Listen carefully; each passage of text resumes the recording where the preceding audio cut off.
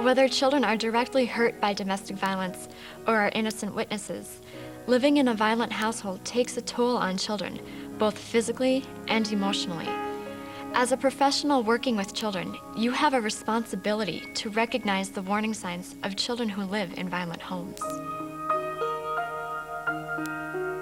I lived with a stepfather who was the offender, who was the abuser or batterer, as they call it in domestic violence cases.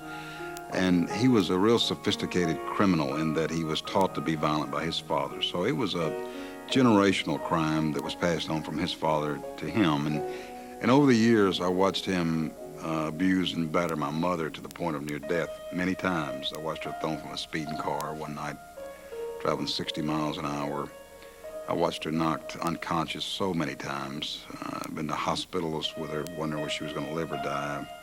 When you're a child and you witness domestic violence day in and day out, it's really, in my mind, the robbery of a childhood, because all the things that you think about, all the things that you consider as a child, all the things that you go through your life enjoying are put aside, because now all of your energy has to focus on survival. All of your energy has to focus on staying just a little bit awake at night, wondering whether you're going to live or die. My opinion is that children are the barometer in the family. If you want a true sense of what's happening within the family, you talk to the child, you'll get an idea of what's really going on. When I was growing up in a home with violence, it was hard. I couldn't really think straight.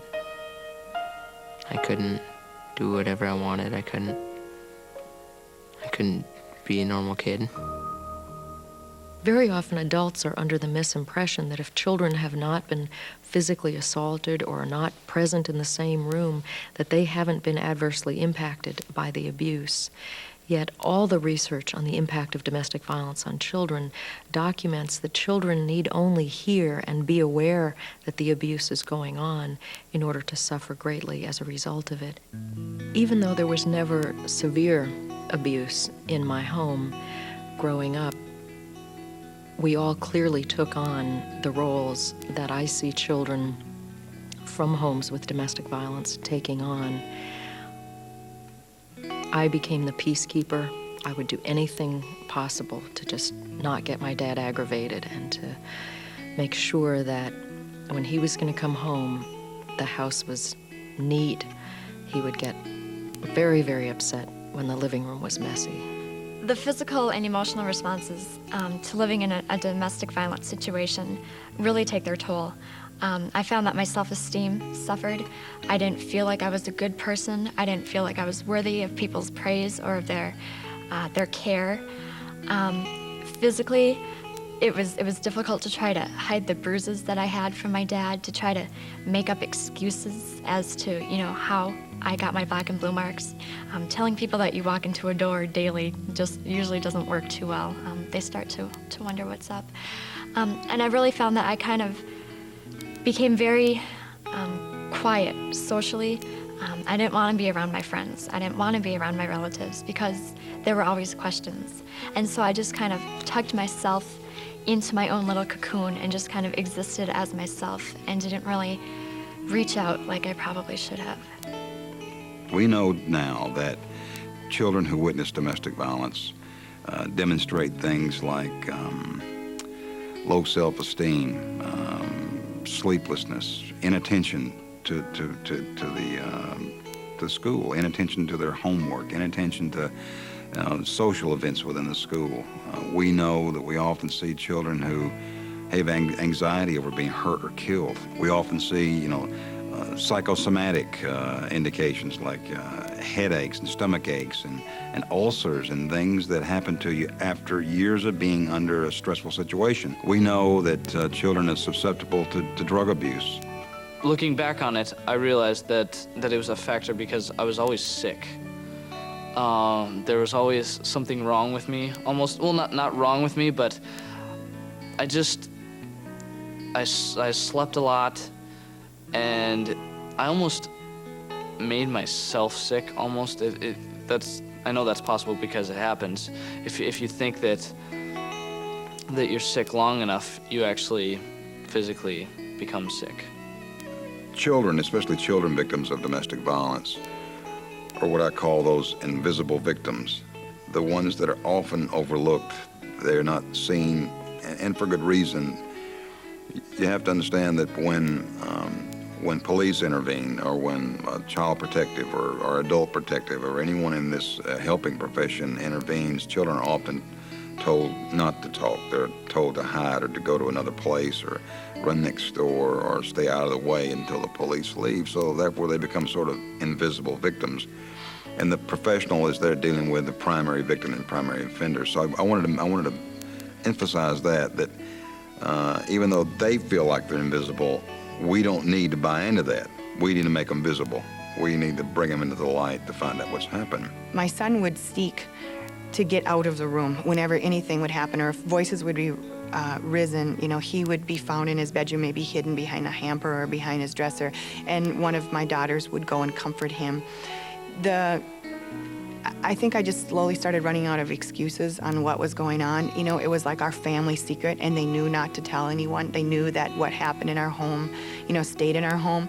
And we developed such a relationship where I could give the kids just a certain look across the kitchen table, and they knew not to start anything because, you know, that it would have consequences on me. And it's just so sad that that's the way that they lived with, you know, hearing the arguments and not knowing what was happening, you know, and not knowing what tomorrow would be like in our home. When your mind is consumed with the safety of your mother and your brother, your sisters, or yourself, you find little time in your mind to think about a book report or a project in school or belonging to some group in school. You're pretty much consumed with the fact that you have to worry about 3 o'clock when school's over to go home.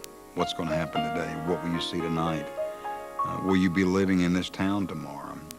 Going to school every morning was really difficult. Knowing that when I got home, my dad would be home, and I'd have to go through 20 questions about what I did all day. I'd have to sit there and listen to my mom account for every action that she had done during the day, every person she had talked to, every phone call that had come in. Knowing that I would be asked, or it would be demanded of me to do, you know, any and every chore around the house, to obey my father's every wish and command.